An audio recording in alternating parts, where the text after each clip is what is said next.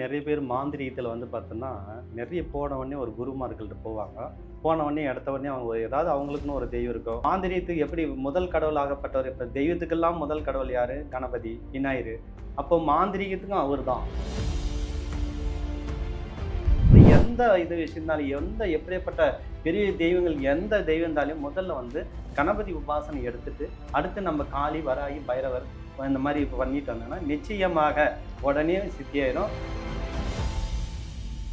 இந்த 64 கணபதியில வந்து பார்த்தோன்னா, உச்சிஷ்ட கணபதின்னு சொல்லுவாங்க. உச்சிஷ்டன்றது வந்து பார்த்தோன்னா, உலகத்திலே ஒரு பெரிய சக்தி வாய்ந்தவர். அதில் வந்து பார்த்தோன்னா, அவருடைய மனைவி வந்து பார்த்தோன்னா, இந்த தொடையில உட்காந்து வச்சிருப்பாங்க. கணபதியில் வந்து பார்த்தோன்னா, தமிழ்நாட்டில் வந்து ஒரு 30, 32 தான் வச்சுருப்பாங்க. எல்லா இடத்துலையுமே அவ்வளோதான் இருக்கும். ஆனால் 64 அவதாரம் இருக்கும். கணபதியிலே வந்து பார்த்தோன்னா 64 அவதாரம். இப்போ இந்தியாவிலையும் கிடையாது, எந்த நாட்டிலையும் கிடையாது. 64 கணபதி ஒரே ஒரு இடத்துல மட்டும் இருக்குது. 64 கணபதி நீங்கள் ஒரே இடத்துல பார்க்கணுன்னா, இந்த வேலுச்சாமி கோயில் இடத்துல தான் 64 கணபதி பார்க்க முடியும்.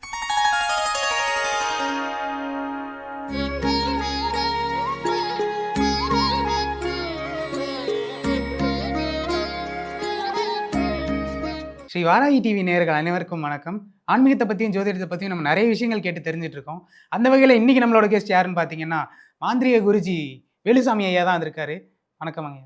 வணக்கம். ரத்த கணபதி பயிற்சி நிலையம், நன்மைக்கு மட்டும். ஐயா, ரொம்ப நாளைக்கு அப்புறம் இப்படி ஒரு வித்தியாசமான ஒரு இன்டர்வியூவில் நான் உங்களோட உட்கார போகிறேன். ஸோ மாந்திரிகம் அப்படின்ற விஷயத்தில் நல்ல மாந்திரிகம் இருக்குது, கெட்ட மாந்திரிகம் இருக்குது.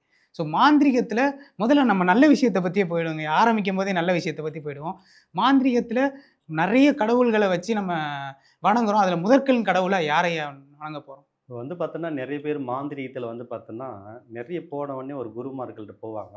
போன உடனே எடுத்த உடனே அவங்க ஏதாவது அவங்களுக்குன்னு ஒரு தெய்வம் இருக்கும். ஒருத்தர் வந்து பார்த்தோன்னா காளி கேட்பாங்க, ஒருத்தர் வராகி, ஒருத்தர் கருப்புசாமி, ஒருத்தர் முனீஸ்வரன். இந்த மாதிரி எல்லா தெய்வங்களை கேட்க கேட்க என்ன பண்ணால் அந்த தெய்வத்தை கொடுத்து அப்படியே அனுப்பிச்சிடுவாங்க. அதில் என்ன ஆகுதுன்னா எல்லாருக்கும் தடைப்படும். காரணம் என்னன்னா, மாந்திரீகத்துக்கு எப்படி முதல் கடவுளாகப்பட்டவர் இப்போ தெய்வத்துக்கெல்லாம் முதல் கடவுள் யார்? கணபதி, விநாயகர். அப்போ மாந்திரீகத்துக்கும் அவர் தான். ஆனால் மக்கள் வந்து என்ன பண்ணுறாங்கன்னா, விநாயகரை வந்து சரியாக கண்டுக்கிறது இல்லை, ஓரமாக ஒதுக்கி வச்சிருக்கிறாங்கன்னு நினச்சிக்கிறாங்க. ஆனால் இருக்கிறதுலேயே அவர்கிட்ட தான் ரொம்ப அதீத சக்தி இருக்கும். அவர் தான் எல்லா விஷயத்தையும் தடை கிடை எல்லாத்தையும் விலைக்கு உண்மையான ஒரு விஷயத்த கொண்டு வரணும்னா அவர் மொழி தான். இப்போ நம்ம எடுத்துக்காட்டுக்கு ஒரு வீடு கட்டுறோம். அந்த வீடு கட்டும்போது நம்ம எடுத்த உடனே என்ன பண்ணுறோம்? ஒரு கணபதி பூஜை பண்ணுறோம். இல்லை ஒரு பத்திரிகை இதனாலே ஒரு கணபதி ஒரு சிம்பிள் வைக்கிறோம். பேப்பரை எடுத்து எழுதினாலையும் சுழி போட்டு தான் பண்ண போகிறோம். அப்படியேப்பட்ட விஷயம் நம்ம கணபதி இது பண்ணும்போது, அப்போ என்ன ஆகுன்னா தடைகள்லாம் விளைகிறோம். எப்படியாப்பட்ட தடையும் நீக்கிறோம்.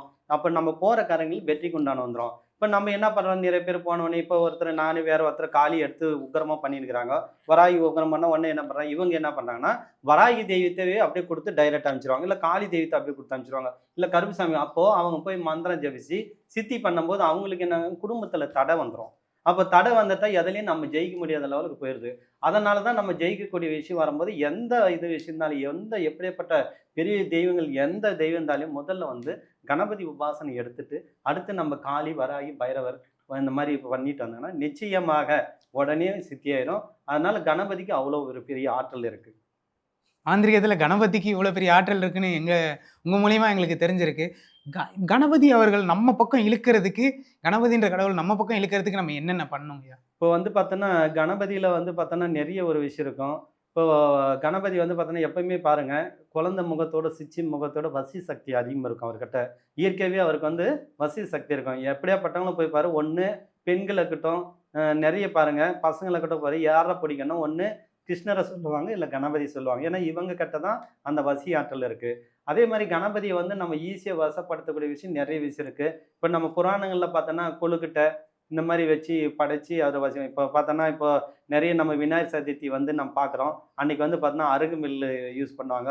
அடுத்து அருகுமில்ல வந்து நம்ம 21 முடிச்சு அருகுமில்ல மாலை கட்டி அது மேலே போட்டுட்டு நம்ம என்ன நினச்சி வேண்டுறோமோ அது உடனே 100% உடனே சக்ஸஸ் ஆயிரும். அந்த மாதிரி அடுத்து ஒரு கல்வி பிள்ளைகள் பாருங்கள், நிறைய சீட்டில் எழுதி போடுவாங்க, ஓம் கணபதி நம்மன்னு எல்லா பசங்களும் படிப்பியறணுன்ட்டு. அப்போ அந்த துண்டு சீட்டில் எழுதி மாலையை பண்ணி போடும்போது கல்வி வசதிக்கு உண்டான விஷயம் வரும். அதே மாதிரி இயற்கையாகவே நம்ம கணபதி நம்ம வீட்டில் குதிக்கொள்ளணும். எல்லா வீட்டுக்கும் ஆசை கணபதி நம்ம வீட்டுக்கு வரணும். எப்படியேப்பட்ட தெய்வங்கள் எல்லாருக்கும் இஷ்ட தெய்வம் இருந்தாலும் நமக்கு செல்லப்பிள்ளையாக கணபதி வரணும்னா, இப்போ நம்ம என்ன பண்ணுறோம்னா, வெள்ளை இருக்குன்னு ஒரு மூலிகை இருக்கும். அது பார்த்தோன்னா ரோட்டு ஓரங்களில் இருக்கும். வெள்ளை 2 கலர் இருக்கும். அதில் வெள்ளை இருக்குன்னு ஒரு மூலிகை இருக்கும். அந்த வெள்ளை இருக்க மூலிகை வந்து நீங்கள் என்ன பண்ணுங்கன்னா, சங்கட சதுர்த்தி அன்னைக்கு வந்து முறைப்படி சங்க சதுர்த்தியில வந்து மாந்திரீகம் தெரிஞ்சவங்க சாப நிவர்த்தி மந்திரம் சொல்லி கட்டிக்குவாங்க. இப்போ மாந்திரீகம் தெரியாதவங்க மக்கள் என்ன பண்ணுவாங்க? யோசிப்பாங்க. சாமி நீ பாட்டு சொல்லிட்டு போயிட்ட, நாங்க எப்படி எடுக்குறதுன்னு நெறைய பேருக்கு சந்தேகம் வரும். இப்போ மாந்திரீகம் தெரியாதவங்க, மந்திரம் தெரியாதவங்க ஒண்ணுமே பண்ண தேவையில்ல. உங்க குலதெய்வத்த மனசுல நெனச்சுட்டு, ஒரு மஞ்ச எடுத்துட்டு போய் தண்ணீல கரைச்சு அந்த இடத்துல தெளிச்சுட்டு, ஒரு கற்பூரம் கொளுத்திட்டு, மேல பால ஊத்திட்டு, மனசுக்குள்ள உங்க குலதெய்வத்த நெனச்சு, ஓம் கணபதியே நம, இல்ல ஓம் கம் கணபதியே வசி வசி சுவாகன்னு சொல்லி, அந்த வேர வந்து நம்ம என்ன பண்ணோம்னா, வடக்கு போற வேர். அந்த வடக்கு போற வெள்ளருக்கு வேர எடுத்துட்டு வந்து, நம்ம ஒரு பூஜை அறையில வச்சீங்கன்னா, நிச்சயமாக உடனே கணபதி கூப்பிடாததுக்கு முன்னே வந்துருவாரு அந்த வீட்ல. இது ஒரு ரொம்ப ஒரு பவர்ஃபுல்லான ஒரு விஷயம்.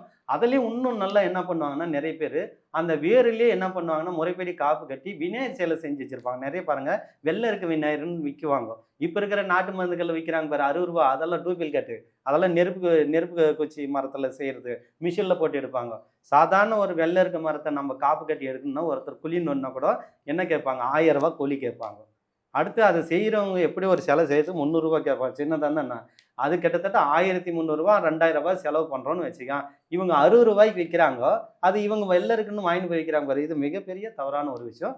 நல்ல ஒரிஜினல் வெள்ள இருக்குன்னா, நம்ம வேர்லேருந்து எடுக்கணும். இல்ல கட்டையிலேருந்து எடுத்து பண்ணணும். அப்படி இல்லன்னா, வடக்கு போற வேர முறைப்படி நீ எடுத்துட்டு வந்து வீட்ல மஞ்சள்லாம் போட்டு, குங்குமம் வச்சுட்டு அத வழிபட்டுட்டு வந்தீங்கன்னா, கணபதி உடனே வசியாயிருவாரு. வீட்ல வந்து பார்த்தோன்னா, கணபதி வந்துட்டுனா நல்ல கல்வி தரம் நல்லாயிருக்கும். வீடு வந்து குடும்ப ஒற்றுமை உண்டாகும். அதே மாரி கணபதி இருக்கிற இடத்துல எல்லா அஷ்டலட்சுமியும் வசியாங்க. எல்லா தேவர்களும் வசிவாங்க. ஏன்னா, ஏன் எல்லா தேவர்களும் வசியாறாங்கன்னா, இப்ப மும்மூர்த்திகளே வந்து பார்த்தோன்னா, யார வழிபடுறாங்கன்னு நெறைய பேருக்கு சந்தேகம் இருக்கும். இப்ப இவரு பார்த்தீங்கன்னா, சிவன் வந்து போயிட்டு அங்க ஓம்ன்னு இருப்பாரு. நாராயணன் ஓம்ன்னு வழிபடுவாரு. பிரம்மலோகத்துல ஓம்ன்னு வழிபடுறாரு. இவங்கலாம் பெரிய கடவுளு. இவங்கலாம் யார வழிபடுறாங்கன்னு யாருக்காவது தெரியுமா? இப்ப நாம என்ன பண்றோம்? நம்ம பிரம்மா இவங்க தான் கடவுள்னு நெனச்சு வழிபடுறோம். அவங்க யார வழிபடுறாங்கன்னு யாருக்குமே தெரியாது. அவங்க யார வழிபடுறாங்கன்னா, கணபதிய தான் வழிபடுறாங்க. அந்த ஓம்ன்ற பிரவணத்துக்கு சொந்தக்காரர் யாருன்னா, விநாயகர் தான். வேற யாருமே இல்ல. இந்த உலகத்துல மும்மூர்த்திகளே வழிபடக்கூடிய தெய்வம் கணபதி. முதன்மை கடவுள்ன்ட்டு இப்போ எல்லாருக்கும் வந்துருமா? ஒரு வீட்ல குடும்பஸ்தான்னு ஒருத்தர் இருக்கா. நல்ல ஒரு பெரிய சக்தி பலம் படி இதா இருந்தா தான் அவன் பெரிய ஆளுன்னு சொல்ல முடியும். இல்லன்னா சொல்லுவாங்களா? அப்படியாப்பட்டவங்களே இவருக்கு முதல் கடவுள்னு பட்டம் குடுத்ததெல்லாம் சும்மா கிடையாது. விநாயகர் என்பவர் வந்து பார்த்தோன்னா, அம்பாளுடைய அவதாரம். ஏன்னா, ஒரு இப்போ சிவபெருமான் இருக்கிறாரு. சிவன் வந்து பார்வதிய கல்யாணம் பண்ணிக்கினாங்க. பார்வதி அதீத சக்தியை படைச்ச அந்த அம்மா உலகத்தையே இது பண்ணுவான். இப்ப சிவபெருமான் வேண்ட முடியுமா மனைவிய? அப்போ வணங்க முடியாது. அப்ப என்ன பண்ணாங்க? வணங்குறதுக்கு வேணும்ல. அப்போ அந்த அம்மாளுடைய அவதாரம் தான் விநாயகர் பெருமான். அந்த அம்மாளே தான் விநாயகர். அதனால தான் மும்மூர்த்திகளே விநாயகர வழிபடுறது. இப்ப நீங்க சொன்னீங்க, அம்பாளோட அவதாரம் தான் விநாயகர்ன்னு சொல்லிட்டு. மொத்த விநாயகருக்கு எத்தன அவதாரங்கள் இருக்கு? இப்போ விநாயகர் வந்து பார்த்தோன்னா, கணபதியில வந்து பார்த்தோன்னா, தமிழ்நாட்டுல வந்து ஒரு 30, 32 தான் வச்சிருப்பாங்க. எல்லா இடத்துலயுமே அவ்வளோதான் இருக்கும். ஆனா 64 அவதாரம் இருக்கும். கணபதியிலே வந்து பார்த்தோன்னா 64 அவதாரம். இப்போ இந்தியாவிலும் கிடையாது, எந்த நாட்டிலயும் கிடையாது. 64 கணபதி. ஒரே ஒரு இடத்துல மட்டும் இருக்கு. 64 கணபதி நீங்க ஒரே இடத்துல பார்க்கணும்னா, இந்த வேலுச்சாமி கோயில் இடத்துல தான் 64 கணபதி பார்க்க முடியும். எங்கேயுமே கிடையாது. நான் 64 கணபதி ஒரே இடத்துல நான் உருவாக்கி, அதுக்குண்டான பணிகள் நடந்துன்னு இருக்கு. ஒவ்வொரு கணபதிக்கும் ஒவ்வொரு சக்தி இருக்கும். 64 கணபதி வந்து பார்த்தோன்னா, இந்த உலகத்துல இருக்கிற மொத்த சக்தியும் அதுக்குள்ளே அடங்கிரும். அவ்வளோ பெரிய விஷயம் அந்த 64 கணபதியில இருக்கு. 64 இப்ப நம்ம ஊர்ல கணபதி யாருன்னா, இந்த எங்க பசங்களுக்கெல்லாம் வந்து இவரு தான் பிரம்மச்சாரி கடவுள். ஒரு பக்கம் ஆஞ்சநேயர் இருந்தாலும் சரி, ஒரு பக்கம் ஆ நம்ம ஐயப்பனா இருந்தாலும் சரி, நாங்க முதல்ல எங்களுக்கு பேச்சுலர் கடவுள்னா அது கணபதின்னு தான் சொல்லுவோம். கணபதியோட எந்த அவதாரத்திலயாவது அவருக்கு கல்யாணம் நடந்திருக்காங்கயா? நிச்சயமாக கணபதி வந்து பார்த்தோன்னா, அந்த 64 கணபதியில வந்து பார்த்தோன்னா, உச்சிஷ்ட கணபதின்னு சொல்லுவாங்க. உச்சிஷ்டன்றது வந்து பார்த்தோன்னா, உலகத்திலே ஒரு பெரிய சக்தி வாய்ந்த ஒரு உச்சின்றது வந்து பார்த்தோன்னா, பெரிய ஒரு சக்தி. அது பேரு எப்படி உச்சிஷ்ட கணபதி. அதுல வந்து பார்த்தோன்னா, அவருடைய மனைவி வந்து பார்த்தோன்னா, இந்த தொடையில உட்காந்து வச்சிருப்பாரு. அவங்க தான் மனைவி. அவங்க மனைவி பேர் வந்து பார்த்தோன்னா, நீல சரஸ்வதின்னுவாங்க. அந்த அம்மா பேரு. இல்ல நீலாவதி அம்மையாருன்னுவாங்க. அவருக்கு கல்யாணம் ஆகி நல்லா அற்புதமா ஜாலியா இருப்பாரு. அவரு வந்து பார்த்தோன்னா, எப்பவுமே அந்த உச்சிஷ்ட கணபதி வந்து பார்த்தோன்னா, யாருன்னா, அந்த காலத்துல மறைமுகமா இந்த குபேரன் இப்ப வழிபடுறான் பாரு கடவுள். அவரே வந்து பார்த்தோன்னா, உச்சிஷ்ட கணபதி வழிபட்டு தான் கடவுளானாரு. அப்புறம் விபீஷ்ணன். இவரும் பார்த்தோன்னா, அவ்வளோ பெரிய விபீஷணன் அங்க இதுல இருந்தாரு. அந்த இடத்துல இவருக்கு ஒரு பெரிய மோட்சத்து, பெரிய சக்தி, தெய்வத்துடைய தன்மை வந்ததுக்கு காரணம் வந்து உச்சிஷ்ட கணபதி தான். அவ்வளோ பெரிய சக்திய விநாயகருக்கு வந்து உச்சிஷ்ட கணபதின்னு ஒரு அவதாரம் இருக்கு. அந்த உச்சிஷ்ட கணபதி யார் இந்த உலகத்துல வழிபடுறாங்களோ, அவங்களுக்கு இது இல்லன்ற குறையே இருக்காது. வாழ்க்கையில சந்தோஷம், நிம்மதி, என்ன எக்ஸ்ட்ரா இப்போ நான் எப்படி மகிழ்ச்சி ஆனந்தம் வெளிப்படுத்தினா அந்த மாதிரி என்ன சந்தோஷன்ற ஒரு இது இருக்கும். அதே மாதிரி கோபம் இருக்காது. மனிதனுக்கு கோபமே வராது. உச்சிஷ்ட கணபதி யார் ஒருத்தர் வழிபடுறாங்களோ கோபத்தன்மை இருக்காது, சாந்தமா இருக்கும், முகம் வசி உண்டாகும். அதே மாதிரி அவங்க எந்த ஃபீல்டுனாலும் ஜெயிக்கலாம். இப்போ நான் இந்த ஃபீல்டில் பாருங்க, மாந்திரிக ஃபீல்டில் இன்னைக்கு எத்தனையோ பேர் இதுக்கு முன்ன பார்த்தோன்னா கேரளா, கொல்லிமலை எங்கெங்கே இருந்தாங்க. இன்னைக்கு மாந்திரீகத்தில் எங்கேயோ நம்பர் 1 லெவலுக்கு கொண்டு வந்துட்டுனா காரணம் இந்த உச்சிஷ்ட கணபதி தான். அந்த உச்சிஷ்ட கணபதினு ஒரு அவதாரம் இருக்கு.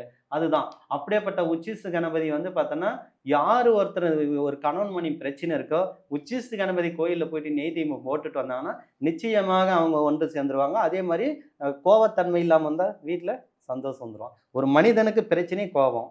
கோபம் இல்லாமல் போனால் எல்லாமே கிடைச்சிரும். அப்போ ஒரு கணவன் மனைவி சந்தோஷமாக்குன்னா எங்கே போகணும்? உச்சிஷ்ட கணபதிக்கு போகலாம். அடுத்து வந்து பார்த்தோன்னா, இது ஒரு அவதாரம். இதுக்கு அடுத்து ஒரு அவதாரம் பார்த்தோன்னா, ரத்த கணபதின்னு ஒரு அவதாரம். இது வரைக்கும் ரத்த கணபதின்னு ஒரு அவதாரத்தை யாருமே பார்த்ததில்ல, கொண்டு வந்ததும் இல்லை. நான் மட்டும்தான் அந்த ரத்த கணபதி கிட்டத்தட்ட 21 ஆண்டுகாலமாக வழிபட்டு நிற்கிறேன். அதுக்கு முன்னே இந்த பேரை கூட தெரியாது. ரத்த கணபதினா என்ன பேருன்னு கேள்வி கேட்பாங்க என்னையவே. இன்னைக்கு உலகம் ஃபுல்லாக ரத்த கணபதி நீ யூடியூப்ல ரத்த கணபதின்னு போட்டு பாரு, என் வீடு ஃபுல்லாக வரும். அந்த லெவல் கொண்டு வந்தேன். அவ்வளோ பெரிய சக்தி வாய்ந்தது யாருன்னா, இந்த உலகத்திலே பெரிய சக்தி வேணும்னா வசி சக்தி ரத்த கணபதி கிட்ட இருக்கும். அப்படிப்பட்ட ரத்த கணபதி யார் ஒருத்தர் வழிபடுறாங்களோ வாழ்க்கையில எல்லாமே கிடைச்சிருங்க. தெய்வம்லேருந்து தேவதையிலேருந்து எல்லாமே. நீ ஒன்றும் கிடையாதுங்க. கணபதி சித்தி பண்ணிருங்க. நீ அடுத்து எந்த தெய்வத்தை கூட்டாலும் வந்துடும். காளி கூட்டாலும் வந்துடும், வராய் கூட்டம் வந்தாலும், முனீஸ்வரன் எல்லா தெய்வமும் உடனுக்குடனே உனக்கு சித்தியாயிடும். ரொம்ப கஷ்டப்பட தேவையில்லை. இவர் சொன்னால் அவங்க வந்துடுவாங்க. ஏன்னா இவருக்கு தான் முதன்மையான கடவுள்ன்ட்டு வெளியிட்டாங்கல்ல. அதனால் இவர் அடுத்த நிமிஷம் வான்னா வந்துடும். அப்படிப்பட்டது இந்த உலகத்தில் முதன்மையான சக்தி கணபதிக்கு தான் இருக்குது. இது வேறு எந்த தெய்வம் கிடையாது. இவரை வழிபட்டவர் நிச்சயம் எல்லா தெய்வத்துடைய தன்மை கிடைச்சிரும். நீங்க நடுவுல சொன்னீங்க அவங்களோட மனைவி இவங்க. ஆனா வந்து ஒரு பக்கம் பார்த்தீங்கன்னா, சித்தி முத்தின்னு 2 பேர் வந்து அவரு வடநாட்டுல பார்த்தீங்கன்னா, அவர வச்சு அவருக்கு நடுவுல வச்சுக்கிட்டு வணங்கிட்டு இருக்காங்க. அது எப்படிங்களா? அது உண்மையா? பொய்யா? இல்ல அது வெறும் இல்ல கட்டுக்கதையா? 2 மனைவின்றது கிடையாது. காரணம் வந்து பார்த்தோன்னா, நீங்க அந்த புராணத்தில கூட நெறைய பேர் சொல்றாங்க. சித்தி புத்தின்னு அவருக்கு வந்து என்ன பண்ணிட்டாருன்னா, எனக்கு இந்த மாரி வேண்டாம். எனக்கு அம்மா மாரி வேணுன்ட்டு ஒரு இதில இருக்கும். அதே மாரி வந்து பார்த்தோன்னா, இவருக்கு வந்து லாஸ்ட்ல வந்து அந்த இதில பாருங்க நல்ல கதைங்கள்ல மகளா சொல்லியிருப்பார், இல்ல தங்கச்சியா சொல்லியிருப்பாங்க அந்த இதில. அதனால 2 மனைவின்றது எனக்கு தெரிஞ்சு கிடையாது. எனக்கு தெரிஞ்சது நான் வழிபட்டத்தில நான் தரிசனம் பண்ணது உச்சிஷ்ட கணபதியில வந்து நீல சரஸ்வதி தான் அவருடைய மனைவி. சித்தி புத்தின்றது ஒரு சக்தி அது. சித்தி புத்தின்றது ஒரு ஞானம். அதை வச்சு அது ஒரு உருவாக்கிட்டாங்க. அது வந்து தாயின்னு சொல்றாங்க. சில பேர் தங்கைன்னு சொல்றாங்க. அதனால அது மனைவிக்கு கிடையாது. என்னை பொறுத்தவரையும் நீல சரஸ்வதி மட்டும்தான் இந்த அம்மா விநாயகருடைய மனைவி. என்னுடைய அனுபவத்துல நான் அது வழிபட்டதுனால அந்த அம்மாவை நான் தரிசனம் பண்ணியிருக்கிறேன், பேசியிருக்கிறேன். அந்த அம்மா எனக்கு நிறைய விஷயங்கள் சொல்லிக் கொடுப்பாங்க. சொல்லப்போனா எனக்கு குரு கூட அந்த அம்மா. எனக்கு குருவே அந்த அம்மான்னு கூட சொல்றேன். நான் முழுக்க சொல்லப்போனா நீல சரஸ்வதி என் குருன்னு தான் நான் சொல்லுவேன். குருவும் இருப்பாங்க. எல்லா விஷயத்தையும் எனக்கு சொல்லிக் கொடுக்குற தன்மை அந்த அம்மா தான். விநாயகருக்கு கல்யாணம் ஆகிக்கிறது 100% உண்டு. அதனால தான் நானே அந்த என்னுடைய இடத்துல உச்சிஷ்ட கணபதி தான் அந்த மூலவரா வைக்கிறேன். 64 கணபதியில இவரை தான் மூலவரை வைக்க போறேன். ஏன்னா உச்சிஷ்ட கணபதி உலகத்துல வந்து ரொம்ப ஒரு மகிழ்ச்சியான ஒரு அவதாரம். அதுல வந்து மறைக்கப்பட்ட அவதாரம் இது. எதுவுமே வந்து இதை மறைச்சு பண்ணாங்க. நான் வெளி உலகத்துக்கு வெளியே கொண்டு வரேன். அது வந்து பார்த்தோன்னா அம்பாள் மடி மேலே உக்காந்து இவருடைய இதில் இருப்பாங்க. அது வந்து பார்க்க பார்க்க மனசு ஒரு சந்தோஷமான ஒரு விஷயம் இருக்கும். உலகத்திலே அதீத சக்தி எங்கன்னா அந்த அவதாரத்தில் தான் இருக்குது. வேறு எங்கேயுமே கிடையாது. நீங்கள் நல்லா பாருங்கள், இந்த விநாயகர் தொடர் கூட போட்டிருப்பாங்க. அந்த விநாயகர் தொடரில் ஒரு விநாயகர் தொடரில் அந்த அம்மா மடி மேலே உக்காந்து கரும்பு ஆயுதம் எல்லா ஆயுதங்களும் உட்காந்துவாங்க. மகா கணபதின்னு மும்மூர்த்திகள்லேருந்து சக்தியிலேருந்து எல்லாருமே வழிபடுவாங்க பாருங்க. அதனால முதன்மை கடவுள்ன்றது சாதாரண ஒரு விஷயம் கிடையாது. எல்லாரும் தெய்வங்கள், தேவதைகள் எல்லாமே இவர் தான் முதல் கடவுள்னு ஒரு பெரிய சக்தி இருந்ததுனால தான் அந்த பட்டத்தை கொடுத்தாங்க. அதனால உலகத்துல ஒரு பெரிய சக்தி யாருன்னா கணபதிக்கு நிகர இந்த உலகத்துல எந்த தெய்வம் கிடையாது. கணபதி யார் வீட்டில் வழிபடுறாங்களோ அவங்க எல்லாமே அற்புதமான ஒரு விஷயம் நடக்கும். இதுதான் இல்லைன்னு சொல்ல முடியாது. கணபதி வழிபடுறவங்க வாழ்க்கையில ஜெயிச்சு கொண்டே போகலாம். கணபதிய பத்தியும் அவங்க அவதாரங்கள் பத்தியும் நிறைய சொன்னீங்க. இப்போ இதுல வந்து இந்த நவகிரக பிரச்சனை, அதுக்கப்புறம் இந்த கணவன் மனைவி பிரச்சனை, தொழில் தொடங்குவதில பிரச்சனை, இந்த மாதிரி விஷயங்களுக்கு இந்த அவதாரங்களை வச்சு நம்ம பிரச்சனைகளை தீர்க்க முடியுமா? ஏதாவது வழிகள் இருக்காங்கய்யா? நிறைய பேர் உண்மைதான். இப்போ நாமெல்லாம் வந்து பார்த்தோம்னா நிறைய நான் அடிக்கடிக்க சொல்லிட்டேன். இப்போ ஒருத்தருக்கு நவகிரகங்கள் பிரச்சனை இருக்குன்னு வச்சுக்கோ. இப்போ நவகிரகங்கள் பிரச்சனை இருக்கும்போது நம்ம என்ன பண்ணோம், நவகிரகத்துக்கு போறோம். போயிட்டு 9 சுத்து சுத்துறோம். இப்படி ஒரு 9 சுத்து சுத்துறோம். எத்தனை முறைகள் சுத்துறோம். ஆனா அப்ப கூட வந்து டக்குன்னு பலன் கிடைக்காது. இப்போ போயிட்டு எல்லாருமே நவகிரகங்களை சுத்துவாங்க. அப்பயும் உடனே கிடைக்காது. ஆனா நீங்க நவகிரகங்கள் பிரச்சனை தீர்க்கறதுக்கு நீ அவங்க கிட்ட போனனே கிடையாது. ஏன்னா 9 நவகிரகங்களும் மகிழும்னு ஒரு விஷயம் இருக்கும். ஏன்னா கணபதி யார் ஒருத்தர் வழிபடுறாங்களோ அந்த 9 நவகிரகங்களும் கிட்ட வராது. நன்மை மட்டும் தான் செய்யும். கெடுதல் செய்யக்கூடிய நவகிரகங்கள்லாம் நம்மளை விட்டு அவாய்ட் பண்ணிரும், போயிரும். ஏன்னா கணபதி இருக்கிற இடத்துல எதுவுமே வேலை செய்யாது. அந்த நவகிரகங்கள்ல ஒண்ணு கெட்டது செய்யக்கூடிய கிரகங்கள் கூட ஆஃப் ஆயிரும். ஏன்னா அவ்வளோ ஒரு பெரிய சக்தி கணபதி இருக்கு. ஏன்னா முதல் கடவுளை வழிபடுறவங்க கிட்ட போய் நவகிரகங்கள் பிரச்சனை போய் நம்ம சனி பகவான் கிட்ட வருவாரா? சனினே பயந்து தொலைவதான் நிக்குவாரு. ஏன்னா அவ்வளோ ஒரு விஷயம் இவர்கிட்ட இருக்கு. அதே மாதிரி இவர் வந்து பார்த்தோன்னா இவர்கிட்ட இல்லாத ஒரு விஷயம் கிடையாது. இப்போ வந்து பார்த்தோன்னா நிறைய பேருக்கு அந்த காலத்துல பாருங்க, திருமணம் ஆனோன்னா அந்த பெண்கள் போயிட்டு அரச மரத்து அடியில விநாயகரை போயிட்டு வழிபட சொல்லுவாங்க. காரணம் எதனால்னா, நம்ம அந்த பெண்கள் குளிச்சுட்டு போயிட்டு விநாயகர் சுத்தம் போது விநாயகருடைய பார்வை அது நம்ம பார்வை படும்போது அந்த வசி நமக்கு முகத்துல வந்த உடனே அங்க உடனே திருமண தடை வெளியிட்டு உடனே திருமண வசி ஆகும். அதனாலதான் சொல்றது, அரச மரத்து அடியில இருக்கிற விநாயகர் யார் ஒருத்தரை போயிட்டு தீபம் போட்டு சுத்திட்டு வராங்கன்னா உடனே திருமணம் ஆயிரும். இது வந்து தாந்திரிகத்துல ஈஸியா செஞ்சிடலாம். அதே மாதிரி இப்ப தொழில் தொழில் நிறைய பேருக்கு தொழிலெல்லாம் வந்து தடை இருக்கும். அப்ப அந்த தொழில் தடைலாம் வந்து விலகணும்னா யாருன்னா கணபதி தான் பிடிக்கணும். இப்ப தொழில் தடை விலகணும்னா என்ன பண்ணணும்னா, நம்ம இந்த வெள்ளை இருக்க மூலிகை இருக்கு பாருங்க, அந்த வெள்ளை இருக்க மூலிகையிலே நம்ம வந்து என்ன பண்றோம், பௌர்ணமி நாள்ல வடக்கு போற வேரை எடுத்து காப்பு கட்டி அதை வந்து காப்பு கட்டி எடுத்துக்கலாம். இல்லைன்னா பாமர மக்கள்னா ராமா கோவிந்தா குலதெய்வம் பேர் சொல்லி அப்படியே கூட எடுத்துக்கலாம். தெரிஞ்சவனுக்கு தான் மந்திரம் இது சாப நிவர்த்தி. தெரியாதவங்க நிச்சயமா அப்படியே கூட எடுத்துக்கலாம். ஏன்னா எல்லா மூலிகையும் நன்மைக்காக எடுத்தா எதுவும் நமக்கு சாபம் கிடையாது. தெரிஞ்சு இப்ப எல்லாத்தையும் கத்துட்டு வேண்மணிக்கு எடுத்தா நமக்கு சாபம். அதனால நீங்க வந்து உங்க குலதெய்வ பேரை எடுத்து மனசுல நினைச்சிட்டு அந்த இடத்துல வடக்கு போற வேரை எடுத்து நம்ம தாயத்துல போட்டு கழுத்துல கட்டிக்கணும்னா தொழில் வசியம் உண்டாகும். தொழில் வசியம், ஜன வசியம், தன வசியம், இந்த 3 விஷயங்களும் வேலை செய்யக்கூடிய விஷயம் அந்த ஒரு வெள்ளை இருக்கு வேருக்கு இருக்கு. அது கூட இன்னொரு ஒரு நம்ம மூலிகை வந்து பார்த்தோன்னா சென்னாய் உருவின்னு ஒரு மூலிகை இருக்கும். இந்த 2 மூலிகையும் பயன்படுத்தினா ஒண்ணு தனவசியமும் வேலை செய்ய ஆரம்பிச்சிடும். அடுத்து வந்து பார்த்தோன்னா நம்ம அந்த காலத்துல நல்லா பாருங்க, குழந்தைகள்லாம் பிறந்துருவாங்க. பிறந்த உடனே இந்த குழந்தைங்களாம் அழுந்துனே இருக்கும். இந்த டிஸ்டி ஓம்பலுக்கு. அப்ப என்ன பண்ணுவாங்க, கிராமத்துல போய் பக்கத்துல இருக்க போய் அந்த வெள்ளை இருக்க வேற அந்த நாரை வந்து என்ன பண்ணுவாங்கன்னா எடுத்து பிரிச்சு வந்து இடுப்புல கட்டுவாங்க. உடனே பார்த்தோன்னா அந்த குழந்தைக்கு அந்த தோஷங்கள் விளைகிறோம், அல்றதை நிப்பாட்டிரும். அப்போ எவ்வளவு பெரிய தோஷம் இருந்தாலும் விலகக்கூடிய விஷயம் இருக்கு. காத்து கருப்பு பேய் பிசாசும் அந்த இதுல விளைகிறோம், அப்படியேப்பட்ட விஷயம் இருக்கு. அதே வந்து நம்ம இன்னும் நிறைய என்ன பண்ணலாம், விநாயகருக்கு வந்து பார்த்தோன்னா நம்ம வெள்ளை இருக்க பூ இருக்கு பாருங்க, அந்த பூவை எடுத்துன்னு வந்து நம்ம விநாயகர் மேல அர்ச்சனை பண்ணிட்டு அது அருகம்பில்லு கூட மாலை கட்டி போட்டு அதை எடுத்துட்டு வந்து நம்ம மிக்சியில போட்டு நல்லா அரைச்சி பவுடர் ஆக்கிக்கணும். பவுடர் ஆகிட்டு நாட்டு மருந்துகள்ல போயிட்டு நீங்க வெள்ளை குங்குலியும் வாசனை சாம்பிராணி இல்ல 9 வகை சாம்பிராணி இருக்கும், அதை 2 கலந்து நீங்க வீட்டுல போட்டுட்டு வந்தீங்கன்னா இந்த நவகிரகம் பிரச்சனை இருக்கணும் போயிடும். இந்த சனி திசை இருக்குதுன்னு பாருங்க, அவங்களுக்கும் கிளம்பிடும். அதே மாதிரி வீட்டுல இருக்கிற துஷ்ட சக்தியும் வெளியே போயிடும். அதே மாதிரி குலதெய்வம் உள்ளுக்கு வந்துடும், கணபதியுடையும் வந்துடும். இந்த சனி திசைன்னு பாருங்க, ஜோசியத்துல என்ன பண்ணுவாங்கன்னா ஒரு மனுஷனை வந்து 7.5 நாட்டு சனின்னு சொல்லி 7.5 வருஷம் அவனை அப்படியே சொல்லியே அவனை பாவம் கெடுத்து விட்டுருவாங்க. 7.5 வருஷம் உனக்கு நேரம் தெரியல, அவனை என்ன எனக்கு ஜோசியர் சொல்லிட்டாரா 7.5 வருஷம் எனக்கு எந்த நேரம் நான் தொழில் தொடங்க மாட்டேன், அதை தொடங்க இவன் சோம்பேத்தனா இருப்பான். அப்ப என்னன்னா ஜோசிகாரன் பேச்ச கேட்டு 7.5 வருஷமும் பொழப்பே கெடுத்துருவான். பொழப்பே நாரி போயிடுவான். அவன் லாஸ்ட் அவன் ஒரு வாரம் தான் சொன்னான், இவன் 100 வாரம் சொல்லுவான். இதுக்கெல்லாம் ஒண்ணுமே கிடையாதுங்க. போய் கணபதி கோயிலுக்கு போ, அவர் விநாயகர் பிடிச்சி, அதான் நவகிரகங்கள்ல தானே அந்த சனி பகவான் இருக்கிறாரு. விநாயகர் தான் சனி பகவானே ஓரம் ஓடி இருப்பாரு. அப்ப 7.5 நாட்டு சனி மாது கினி மாது உனக்கு கிடையவே கிடையாது, அவ்வளவுதான் தூக்கி போட்டுரு. அந்த மாதிரி ஏன் நீங்க மக்கள் வந்து ஏத்துக்கவே தெரியல. 7.5 நாட்டு சனி தயவுசெய்து இருக்கிறவங்க தயவுசெய்து தூக்கி போட்டுட்டு போய் கணபதி வழிபட்டாங்கன்னா நிச்சயமாக அந்த 7.5 நாட்டிலிருந்து விடுபட்டு உங்களுக்கு நல்ல விஷயங்கள் நடக்காது. ஏன்னா நவகிரகங்களுக்கே சொந்தமானவர் இவரு. நவகிரகங்களே இவரை மகிழும் போது இவருடைய சக்தி இருக்கும்போது அது வருமா? யாரும் வரமாட்டாங்க. அதனால்தான் கணபதிக்கு அவ்வளவு ஒரு ஆற்றல் இருக்கு. அந்த சாம்பிராணி வந்து யார் ஒருத்தர் பிரம்ம முகூர்த்தத்துல வீட்டுல போட்டு வராங்களோ அந்த வீட்டுல கெட்ட நைட்டிகள்லாம் வெளியே போயிட்டு குலதெய்வம் வசி உண்டாகும். குலதெய்வம் வசி வந்துச்சுன்னா வீடு சுபச்சிருக்கும். அதே மாதிரி கணவன் மனைவி ஒற்றுமை இருக்கும். இந்த மாதிரி எல்லா விஷயங்களும் செய்யக்கூடிய விஷயம் கணபதிக்கு ஒரு ஆள் இருக்குங்க. வேணா மற்ற தெய்வங்கள் கிட்ட கூட கிடையாது, நான் அடிச்சு சொல்லுவேன். இப்ப வராகி இருக்கிறாங்க, காளி இருக்கிறாங்க, முனீஸ்வரங்க, இவங்கெல்லாம் உக்கிரமான தெய்வங்கள். உக்கிரத்தை காமிச்சு எதிரிகளை ஸ்தம்பனம் பண்ணலாம், படையை அழிக்கலாம். ஆனா பணத்தை வர வைக்கக்கூடிய விஷயம் இருக்காது. ஏன்னா சாந்தம் இருக்கிறவங்க கிட்ட தான் பணம் வசி இருக்கும். அகோரமா இருக்கிறவங்க கிட்ட யாருக்கிட்ட வராது. இதே நானே காளி பயங்கரமா உயிருக்கு நேசிப்பேன். அந்த அம்மா கூட வந்து பார்த்தோன்னா பேய சத்துன்னு ஓட்டிடுவாங்க, டக்குன்னு பில்லி சூரியத்தை அழிச்சிருவாங்க.